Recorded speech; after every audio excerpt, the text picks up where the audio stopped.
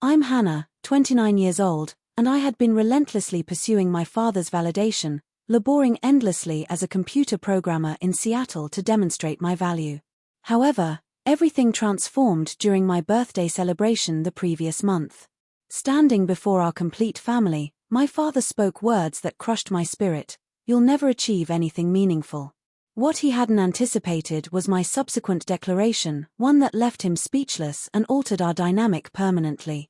Before revealing what transpired afterward, let me know your location in the comments section. Please like this video and subscribe for additional stories about asserting yourself when those who should champion you instead attempt to diminish you. I was raised in the presence of my father, Richard, a distinguished heart surgeon whose standing in our town was flawless. Everyone recognized Dr. Richard Turner as intelligent, demanding, and at the pinnacle of his profession. What they couldn't observe was how those identical rigorous expectations transformed our household into a tension-filled environment, particularly for me. My mother, Grace, embodied the ideal physician's spouse. She kept our lovely suburban Boston residence, organized social gatherings for his associates, and consistently mediated when father's anger erupted. "Your father faces tremendous stress," she would murmur after he criticized my B+ in mathematics or remarked that my clothing appeared untidy. Her gaze would implore me to comprehend, to avoid causing disturbance. Eventually, I understood that in our household, harmony meant satisfying my father whatever the cost. Then there was my younger sibling, Jason. 3 years below me in age. He possessed natural talents in all areas that mattered to our father. He returned home with flawless grades without appearing to study. He succeeded in athletics, especially golf, which provided him and father shared experiences during weekend visits to the country club. Most significantly, from age 10, Jason announced his desire to become a physician, exactly like father. The satisfaction on my father's expression when Jason spoke those words remains unforgettable. Partially because I never witnessed that look directed toward me. It wasn't that I lacked accomplishments. I maintained excellent grades throughout most of my scholastic journey. I studied piano for 12 years, participating in regional contests. I joined the debate squad, entered science competitions, and even had my work featured in a youth literary publication for a short story I authored at 16. Yet somehow nothing I achieved was ever quite adequate. When I secured second position in the state piano contest at 13, my father's initial words were, "What prevented first place?" When I delivered my report card showing all A's and 1 A- in chemistry, he devoted dinner to lecturing me about the significance of scientific reasoning if I hoped to enter quality medical school someday. One recollection remains particularly vivid. I was 15 and had invested months developing a computer application for the science competition. It was a basic game that educated elementary students about cellular structures through fun, interactive methods. I remained awake late programming, debugging, and refining my creation. When I won first place, the evaluator, a computer science instructor from a nearby university, informed me I possessed genuine ability and should consider pursuing programming. When I enthusiastically shared the judge's feedback with my father, he chuckled. "That's amusing, Hannah. But computers are for entertainment. Medicine or law, those are legitimate careers with status. This programming activity is merely a pastime." His rejection stung, but it wasn't unusual. My selection of companions was also subject to his examination. When I brought home my closest friend, Ila, whose parents had emigrated from Lebanon, he later questioned whether she represented our type of people. When I dated my first boyfriend in junior year, a gentle artistic young man named Noah, my father labeled him without direction because Noah wished to study film. My mother would sometimes attempt to mediate, but never confrontationally. "Your father simply desires what's best for you," she would say, pressing my shoulder. "He expresses affection through his expectations." Despite the persistent criticism, I maintained academic excellence. By senior year, I was class valedictorian with full scholarship opportunities from multiple colleges. On graduation day, I stood at the podium delivering my address about persistence and discovering your own direction. From the platform, I could see my mother glowing with pride, tissues in hand.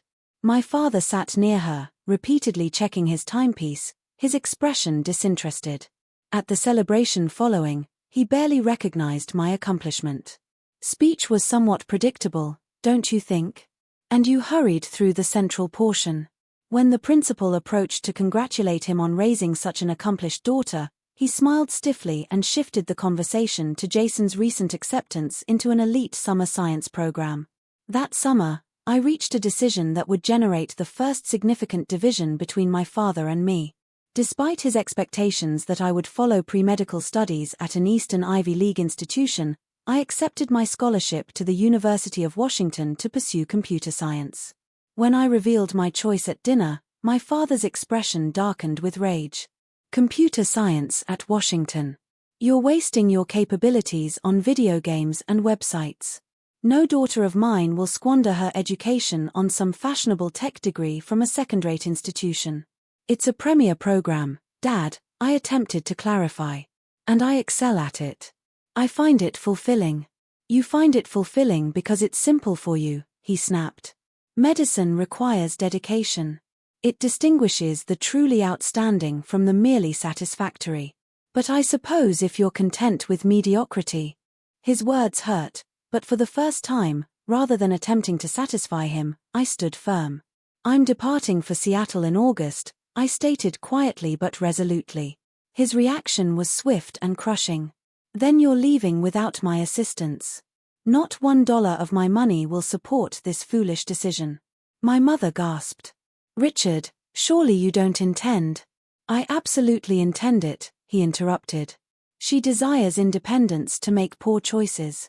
She can experience the financial independence that accompanies it.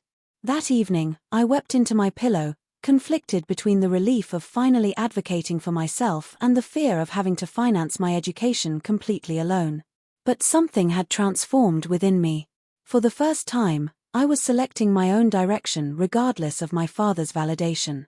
I simply didn't realize then how lengthy and challenging that path would be, or how thoroughly my father's disapproval would overshadow even my greatest successes.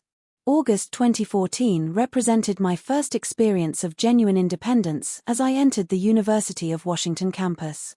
3,000 miles from my father's critical gaze, I could finally breathe. My small dormitory room shared with a music student named Zoe felt more like home than my bedroom in Boston ever had. The financial circumstances of my situation became apparent quickly. Without my father's assistance, my scholarship covered tuition but little beyond. Within the first week, I obtained employment at the campus coffee shop, working morning shifts before classes. I also secured weekend work performing data entry for an insurance company. Between both positions, I could barely manage my room and board, books, and essential needs if I was cautious. Despite the financial pressure, I flourished academically. Computer science resonated with me like nothing else ever had. While other first-year students struggled with fundamental programming concepts, I found myself assisting classmates during study sessions. My initial midterm in Introduction to Computer Science returned with a perfect grade and a note from the instructor requesting to meet with me. Professor Anna Sharma became my first genuine mentor, a brilliant woman who had pioneered research in artificial intelligence. She recognized something in me that my father never had: authentic talent and enthusiasm for computing. You possess a natural algorithmic thinking approach, she informed me during office hours. The manner you tackle problem-solving is refined. Have you considered applying for the department's undergraduate research program? Under Professor Sharma's mentorship, I joined her research laboratory as the only freshman among juniors and seniors. The work was demanding and thrilling. For the first time, I wasn't simply studying to achieve good grades or to prove something. I was creating, solving genuine problems, and contributing to a field I found captivating. My personal life also flourished away from my father's critical observation. In my sophomore year, I encountered Alex in my data structures class. Tall with constantly disheveled dark hair and quick to laugh, Alex was intelligent without being conceited. Our study sessions transformed into coffee meetings, which developed into a relationship that helped rebuild my damaged confidence. You realize you're brilliant, right? Alex would say when I minimized my abilities. Like genuinely gifted at this. Why do you always seem surprised when you excel at every assignment? It was difficult to explain how years of being told I wasn't sufficient had penetrated my core, making me question every success. Alex helped me perceive myself more accurately, celebrating my achievements and encouraging me to take chances. Beyond Alex, I discovered true friendship for the first time. Jasmine from my algorithms class, Tyler from the research lab, and Kim from my part-time campus job formed a close-knit group that became my chosen family. They understood my strained relationship with my parents and provided the unconditional support I'd always desired. Blood isn't always stronger than water, Jasmine would say during our late-night heart-to-hearts.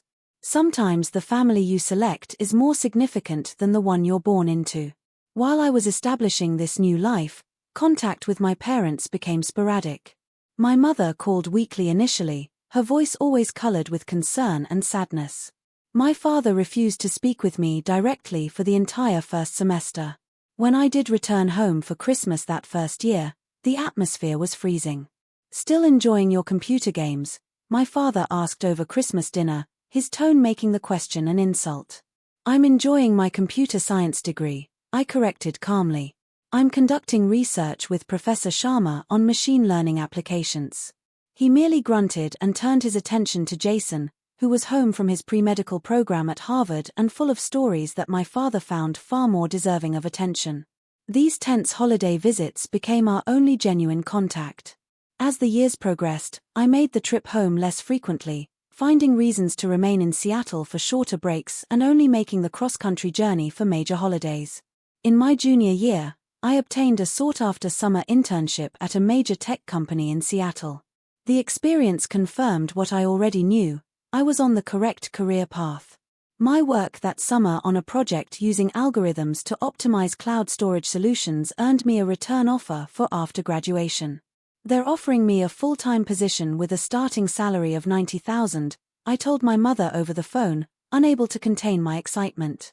Her response was subdued. "That's wonderful, honey. Will you inform your father or should I?" "You can tell him," I said, knowing his reaction would only diminish my achievement. My graduation ceremony in May 2018 was attended by Alex, Jasmine, Tyler, Kim, and my mother, who traveled alone with the excuse that my father was occupied with an important surgery. I knew better but pretended to believe the lie for her sake.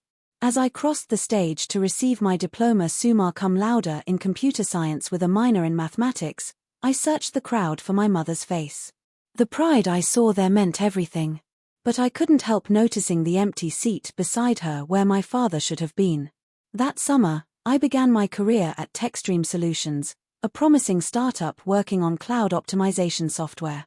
I found an apartment in Seattle's Capitol Hill neighborhood, officially establishing roots 3,000 miles from Boston. With each month that passed, I felt both more independent and more aware of the emotional gap my father's rejection had created. I was succeeding by any objective measure, but the little girl inside me still craved the approval of the one person who had always withheld it. Fast forward 5 years, and my career had advanced in ways even I couldn't have predicted. After 2 years at TechStream, I was recruited by Innovate Tech, a larger company offering a substantial salary increase and the opportunity to lead my own development team. 18 months later, I made another move to Nexus Systems, one of the top software companies in the country, as a senior software architect. My work developing an innovative algorithm for medical data processing had gained recognition throughout the industry. The system I designed could analyze diagnostic imaging and identify potential concerns with significantly higher accuracy than previous methods, flagging subtle patterns that might indicate early-stage conditions for radiologists to review. The irony that my greatest professional achievement was in service to the medical field my father had insisted was the only worthy career path wasn't lost on me. From the outside, my life appeared perfect. I had a beautiful apartment overlooking Puget Sound. I was respected by my colleagues and financially secure.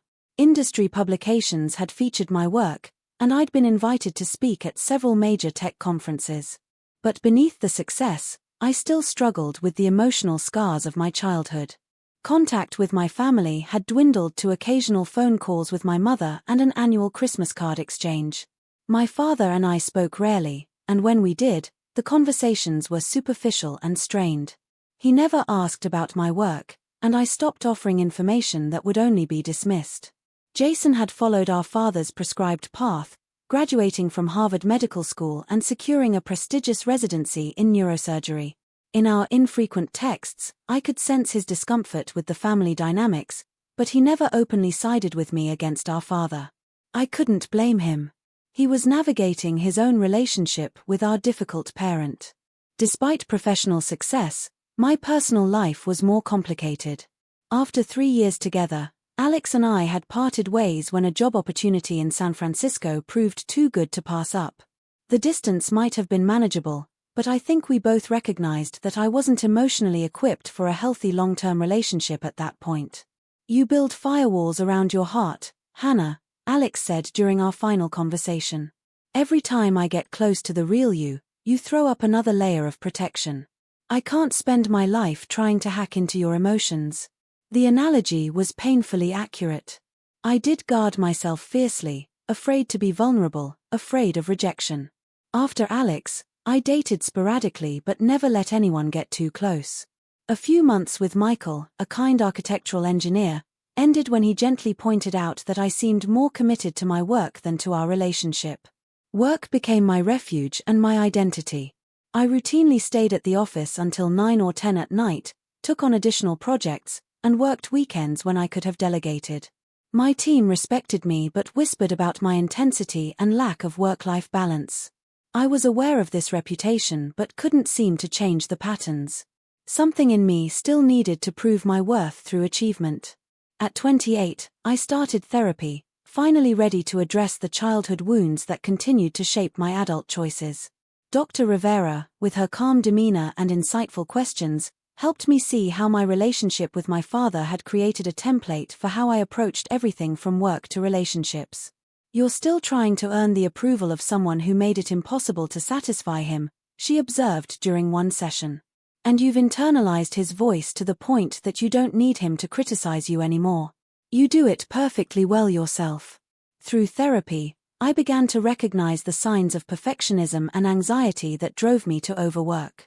I started setting boundaries, leaving the office by 6 most days and taking actual weekends off. I reconnected with friends I'd neglected during my workaholic phase and took up hiking in the beautiful mountains surrounding Seattle. But the pace I'd maintained for years took its toll. 3 months after my 28th birthday, I collapsed at work. What I initially dismissed as exhaustion turned out to be severe anxiety attacks compounded by physical exhaustion. My doctor was blunt: "Your body is sending you a message, and you need to listen. This lifestyle isn't sustainable." 2 weeks of mandated medical leave gave me time to truly reflect on my priorities. Sitting on my balcony watching the sunset over Puget Sound, I realized I was still living my life in reaction to my father. Every achievement was secretly aimed at proving him wrong, showing him I could succeed without his approval or support. In making my life a response to his criticism, I was still giving him control over my choices. The revelation was both freeing and frightening. If I wasn't driven by the need to prove myself to my father, what did I actually want? What would make me happy rather than just successful? These questions led to some profound shifts in how I approached both my career and my personal relationships. But just as I was beginning to find a healthier path forward, an unexpected call from my mother would pull me back into the family dynamics I'd been trying to escape. The call came on a rainy Tuesday evening in April. I was cooking dinner, music playing softly in the background, when my mother's name flashed on my phone screen. We usually spoke on Sunday afternoons, so a midweek call was unusual enough to send a flutter of concern through my chest. "Mom, is everything okay?" I answered, already preparing for bad news. "Everything's fine, Hannah," she assured me, though her voice held a strange note I couldn't quite place. "Well, mostly fine. Your father had a bit of a health scare last week." My wooden spoon stilled over the pot of pasta. "What kind of health scare?" "A minor heart attack," she said, her voice straining for casualness. "The doctors say it was very mild. He's already back home and recovering well." I leaned against the counter, absorbing this information. My father, the invincible surgeon, had faced his own mortality. Despite our strained relationship, the news hit me harder than expected. "Why didn't you call me when it happened?" I asked, trying to keep accusation from my tone. He didn't want to worry anyone unnecessarily, she replied, which we both knew was code for he didn't want you to know about his weakness. There was a pause before my mother continued, her voice taking on the hopeful tone she'd used throughout my childhood when trying to broker peace between my father and me. Hannah, I think this has been a wake-up call for your father. He's been different since coming home from the hospital. More reflective. He's even mentioned you several times. I bit back the skeptical response that rose to my lips. My mother had always seen what she wanted to see in my father, finding hope in the smallest gestures. That's good to hear, I said neutrally. I think it might be time for a family reconnect, Ion, she continued, enthusiasm building in her voice. Your birthday is coming up next month. Maybe you could come home to celebrate. I think your father is finally ready to mend fences. Every instinct warned me against getting my hopes up. Decades of disappointment had taught me that my father didn't change, not fundamentally.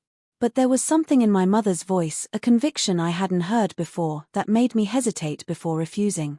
I'll think about it, I said finally. The next day, I brought up the invitation during my therapy session with Dr. Rivera.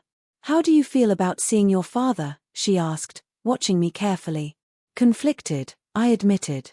Part of me wants to believe he's capable of change, that he might finally see me for who I am. Another part remembers every dismissive comment, every disappointed look, and wants to protect myself from more of the same. Those are valid concerns based on your history, Dr. Rivera acknowledged. But I'm curious if you'd be going for him or for yourself. The question caught me off guard. What do you mean? Would you be going with the hope of finally getting his approval? Or would you be going as the accomplished, confident woman you are, regardless of whether he recognizes your worth? I sat with that question for several days before calling my mother back to accept the invitation. I would go to Boston not as the approval-seeking daughter I'd once been, but as the woman I'd become, the woman who no longer needed her father's validation to know her own worth. At least, that's what I told myself. Preparations for the trip brought more anxiety than I'd anticipated. I obsessed over which outfits to pack, vacillating between wanting to look professionally successful and not wanting to seem like I was trying too hard. I rehearsed casual responses to inevitable questions about my work and personal life. I even practiced a calm, unbothered expression in the mirror for when my father said something critical. The flight to Boston gave me 5 hours to alternate between hope and dread. By the time the plane touched down, I'd convinced myself that the trip was a mistake, then talked myself back into optimism at least 3 times. My mother met me at the airport, her face lighting up as I emerged from the security area. She looked older than I remembered, new lines around her eyes and more gray in her hair. We embraced, and I felt the familiar mix of love and frustration that characterized our relationship. You look wonderful, Hannah, she said, holding me at arm's length to examine me. So sophisticated and healthy. The drive to my childhood home was filled with my mother's chatter about neighborhood changes, Jason's children, and updates on family friends. She carefully avoided mention of my father until we pulled into the driveway. He's trying, Hannah, she said quietly, turning off the engine. Please remember that. The house looked exactly the same, a colonial-style home with perfect landscaping and the same brass knocker on the front door. Walking inside felt like stepping back in time. The familiar scent of my mother's preferred lemon furniture polish and the ticking of the grandfather clock in the hallway transported me instantly to my childhood. My father was in his study, the room that had always been off-limits when I was growing up. My mother knocked softly before opening the door. Richard, Hannah's here, she announced, her voice taking on the slightly higher pitch she used when anxious. He looked up from his desk, and I was struck by how much he'd aged. His hair was now completely silver, and he'd lost weight. His once imposing frame was slightly diminished, but his eyes were the same, sharp and assessing as they took me in. Hannah, he said, rising slowly. You made it. There was no embrace, just a slightly awkward handshake that embodied our relationship, perfectly formal, distant, correct. How was your flight? He asked, the quintessential polite question that required no real answer. Fine, thank you, I replied, equally polite. Dinner that night was a tense affair, with my mother working overtime to keep conversation flowing. My father asked surface-level questions about Seattle and my job, listening with what seemed like forced interest as I gave carefully edited responses. I asked about his health, receiving brief assurances that he was right as rain and following doctor's orders. Jason, his wife Beth, and their 2 children joined us the next day for lunch. Seeing my brother was the one genuine bright spot in the visit. Despite our different paths, there remained a bond between us, a shared understanding of what it meant to grow up with Richard Turner as a father. "You look great, Hannah," Jason said, giving me a warm hug. "Success suits you." His children, Emma and Ryan, were shy with their unfamiliar aunt at first but warmed up when I showed them photos of Seattle's famous Space Needle and promised to send them souvenirs. As lunch was ending, my father cleared his throat in the deliberate way that always preceded an announcement. "I've made reservations for Saturday night at the Capitol Grill," he said. "For Hannah's birthday. I've invited the extended family to join us." I looked up in surprise. My father had never made a fuss about my birthday before. My mother was beaming, clearly delighted by this development. "That sounds lovely," I said cautiously. "Thank you." Later, alone in my old bedroom, I called Jasmine for a reality check. "He's organizing a birthday dinner for me," I said, still processing this unexpected turn. "With the whole family." "Wow," Jasmine responded. "That's actually nice. Unless it's some kind of trap." Her comment made me laugh despite my anxiety. What kind of trap could a birthday dinner possibly be? "I don't know, but this is the man who used your high school graduation party to announce Jason's acceptance to that prestigious summer program, effectively hijacking your celebration." The memory stung. True, but maybe he really has changed. The heart attack. Maybe, Jasmine conceded, though I could hear the skepticism in her voice. "Just go in with your eyes open, hun. And remember, you can call me anytime if you need to escape." Saturday arrived with beautiful spring weather, sunshine warming the budding trees in my parents' yard. I spent the morning walking through my old neighborhood, visiting places that had once been significant to me: the park where I'd read books under the big oak tree, the public library where I'd discovered my love of science fiction, the ice cream shop where I'd had my first job at 16. By evening, I felt centered enough to face the family dinner. I chose a simple but elegant navy blue dress that projected confidence without flashiness, paired with the pearl earrings my grandmother had given me before she passed away. "You look beautiful," my mother said when I came downstairs. My father, already dressed in a suit, merely nodded in acknowledgement. The Capitol Grill was Boston's premier steakhouse, all dark wood, white tablecloths, and discreet service. My father had reserved a private dining room, and as we entered, I was surprised by how many family members were already gathered. My father's brother, Uncle Steve, and his wife, Aunt Carolyn, my mother's sister, Aunt Diana, and her husband, Uncle Paul, my cousins from both sides, and even my grandmother Turner, now in her 80s but still regal in her bearing. "The guest of honor," Aunt Diana exclaimed, rushing to embrace me. "Happy birthday, Hannah. It's been far too long." The initial greetings were warm, with many comments about how well I looked and questions about life in Seattle. I settled into my seat at the center of the long table, with my parents on either side of me, feeling cautiously optimistic about the evening ahead. The first hint of trouble came during the appetizer course.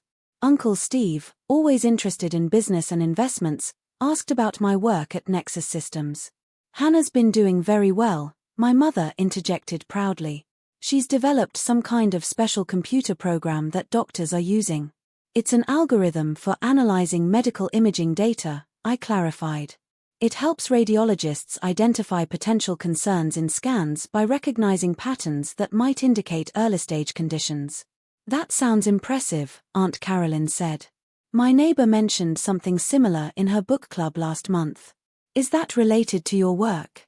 I was about to respond when my father spoke over me.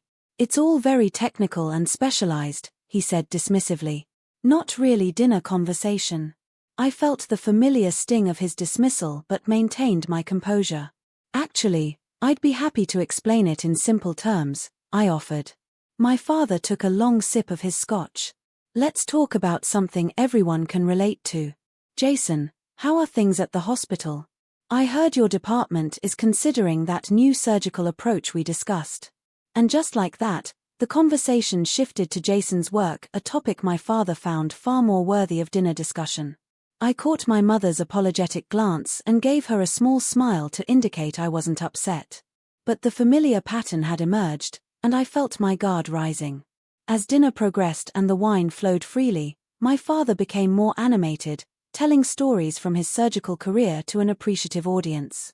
I contributed to other conversations around the table, catching up with cousins and answering questions about Seattle, but I was acutely aware of my father's occasional glances, measuring and judging as always. The real trouble began when Aunt Diana, always my most vocal supporter in the family, mentioned an article she'd recently read. I was so proud when I saw that technology magazine at my dentist's office last month, she said, turning to address the whole table. There was a feature on women in tech, and our Hannah was listed as one of the 30 under 30 innovators to watch. I made the receptionist give me a copy to keep. All eyes turned to me, and I felt my cheeks warm. It was just a small profile, I said modestly. Don't be so humble, Aunt Diana insisted. The article said your work could revolutionize early detection methods. That's significant. I saw something flash across my father's face, an expression I couldn't quite identify. He cleared his throat. These tech magazines love their hyperbole, he said, his voice taking on the patronizing tone I knew so well. Every new app or program is going to revolutionize something or other. An uncomfortable silence fell over the table. Jason jumped in, trying to smooth things over. From what Hannah's explained to me, her algorithm really is making a difference in how radiologists approach diagnostics, he offered. Some of the doctors in my hospital have mentioned it. My father's jaw tightened. Well, medicine has real metrics for success, he said. Lives saved, conditions treated. Real, measurable outcomes, not just theoretical innovations. The temperature in the room seemed to drop. My mother placed her hand on my father's arm, a gentle warning he ignored. Dad, Jason said quietly. Hannah's work has real-world applications too. Let's be realistic, my father continued, his voice rising slightly as he addressed the table rather than me directly. These tech jobs are trendy right now, but they're essentially elaborate toys compared to the established professions. Law, medicine, academia, these are fields with centuries of significance. I sat perfectly still, feeling all eyes on me, waiting for my response. Years of therapy had prepared me for this moment, and I was determined to maintain my dignity. Technology has transformed every aspect of modern life, I said calmly, including medicine. My hobby, as you call it, is currently being implemented in 3 major hospital systems to improve diagnostic accuracy. My father waved his hand dismissively. Playing with computers is fine for making a living, Hannah. I'm not saying it doesn't have its place. But let's be honest, you'll never amount to anything meaningful in that computer hobby of yours. Not in the way that truly matters. The words hung in the air like a thunderclap. I heard my mother's sharp intake of breath, saw Jason close his eyes briefly in disbelief. Around the table, family members suddenly became intensely interested in their dessert plates or wine glasses, avoiding the direct hit I'd just taken. By evening, I felt centered enough to face the family dinner. I chose a simple but elegant navy blue dress that projected confidence without flashiness, paired with the pearl earrings my grandmother had given me before she passed away. You look beautiful, my mother said when I came downstairs. My father, already dressed in a suit, merely nodded in acknowledgement. The Capitol Grill was Boston's premier steakhouse, all dark wood, white tablecloths, and discreet service. My father had reserved a private dining room, and as we entered, I was surprised by how many family members were already gathered. My father's brother, Uncle Steve, and his wife, Aunt Carolyn, my mother's sister, Aunt Diana, and her husband, Uncle Paul, my cousins from both sides, and even my grandmother Turner, now in her 80s but still regal in her bearing. The guest of honor, Aunt Diana exclaimed, rushing to embrace me. Happy birthday, Hannah. It's been far too long. The initial greetings were warm, with many comments about how well I looked and questions about life in Seattle. I settled into my seat at the center of the long table, with my parents on either side of me, feeling cautiously optimistic about the evening ahead. The first hint of trouble came during the appetizer course. Uncle Steve, always interested in business and investments, asked about my work at Nexus Systems. Hannah's been doing very well, my mother interjected proudly. She's developed some kind of special computer program that doctors are using. It's an algorithm for analyzing medical imaging data, I clarified. It helps radiologists identify potential concerns in scans by recognizing patterns that might indicate early-stage conditions. That sounds impressive, Aunt Carolyn said. My neighbor mentioned something similar in her book club last month. Is that related to your work? I was about to respond when my father spoke over me. It's all very technical and specialized, he said dismissively. Not really dinner conversation. I felt the familiar sting of his dismissal but maintained my composure. Actually, I'd be happy to explain it in simple terms, I offered. My father took a long sip of his scotch. Let's talk about something everyone can relate to. Jason, how are things at the hospital? I heard your department is considering that new surgical approach we discussed. And just like that, the conversation shifted to Jason's work, a topic my father found far more worthy of dinner discussion. I caught my mother's apologetic glance and gave her a small smile to indicate I wasn't upset. But the familiar pattern had emerged, and I felt my guard rising. As dinner progressed and the wine flowed freely, my father became more animated, telling stories from his surgical career to an appreciative audience. I contributed to other conversations around the table, catching up with cousins and answering questions about Seattle, but I was acutely aware of my father's occasional glances, measuring and judging as always. The real trouble began when Aunt Diana, always my most vocal supporter in the family, mentioned an article she'd recently read. I was so proud when I saw that technology magazine at my dentist's office last month, she said, turning to address the whole table. There was a feature on women in tech, and our Hannah was listed as one of the 30 under 30 innovators to watch. I made the receptionist give me a copy to keep. All eyes turned to me, and I felt my cheeks warm. It was just a small profile, I said modestly. Don't be so humble, Aunt Diana insisted. The article said your work could revolutionize early detection methods. That's significant. I saw something flash across my father's face, an expression I couldn't quite identify. He cleared his throat. These tech magazines love their hyperbole, he said, his voice taking on the patronizing tone I knew so well. Every new app or program is going to revolutionize something or other. An uncomfortable silence fell over the table. Jason jumped in, trying to smooth things over.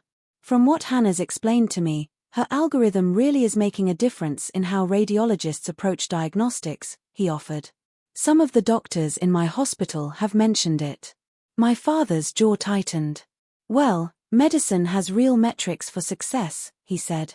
Lives saved, conditions treated.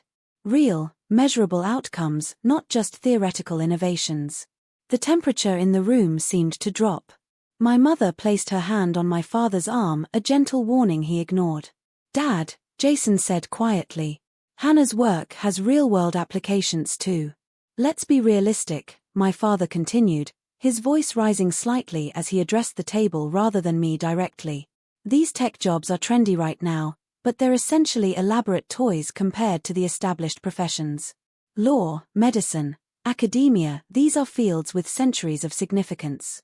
I sat perfectly still, feeling all eyes on me, waiting for my response. Years of therapy had prepared me for this moment, and I was determined to maintain my dignity. Technology has transformed every aspect of modern life, I said calmly, including medicine. My hobby, as you call it, is currently being implemented in 3 major hospital systems to improve diagnostic accuracy. My father waved his hand dismissively. Playing with computers is fine for making a living, Hannah. I'm not saying it doesn't have its place. But let's be honest, you'll never amount to anything meaningful in that computer hobby of yours. Not in the way that truly matters. The words hung in the air like a thunderclap. I heard my mother's sharp intake of breath, saw Jason close his eyes briefly in disbelief. Around the table, family members suddenly became intensely interested in their dessert plates or wine glasses, avoiding the direct hit I'd just taken. In that moment, something crystallized within me. This pattern would never change. My father would never see my worth, never acknowledge my achievements, never give me the approval I'd spent my entire life seeking. And for the first time, sitting at that table surrounded by family, I realized with absolute clarity I no longer needed his approval. In the silence that followed my father's cruel words, I felt a strange calm settle over me. It was as if I was watching the scene from outside myself, observing the familiar family dynamics with new clarity. I saw my mother's pained expression, my brother's discomfort, the awkward shifting of relatives who didn't know where to look. Most of all, I saw my father, now a smaller figure than the giant who had dominated my childhood. An aging man whose need to diminish others revealed his own insecurities rather than my inadequacies. In that moment of clarity, memories flashed through my mind, the countless hours I'd spent perfecting my code, the problems I'd solved that others couldn't, the team I'd built and led, the patients whose conditions had been caught earlier because of my algorithm. I thought of the emails I'd received from radiologists thanking me for creating a tool that helped them do their jobs better, potentially saving lives. I thought of all the nights I'd worked until exhaustion, partly driven by passion but also by that nagging voice telling me I needed to prove my worth. I thought of the relationships I'd sacrificed, the balance I'd only recently begun to find, all of it shadowed by the need for validation from the man sitting across from me, now openly belittling my life's work. Slowly, deliberately, I placed my napkin on the table and stood. Every eye in the room turned to me. I straightened my shoulders and took a deep breath. For 29 years, I began, my voice steady and clear, I've tried to earn your approval, Dad. I've achieved things I'm genuinely proud of, only to have you dismiss them because they don't fit your narrow definition of success. My father's expression hardened, but I continued before he could interrupt. You've never bothered to understand what I actually do, so let me make it clear. The algorithm I developed is being acquired by MedTech Innovations for $4.7 million. A collective gasp went around the table. My father's face registered shock for the first time I could remember. The software I created analyzes diagnostic imagery with 98% accuracy, identifying patterns that might indicate early-stage conditions that human radiologists might miss. It's currently being implemented in 15 hospitals nationwide, with international expansion planned for next year.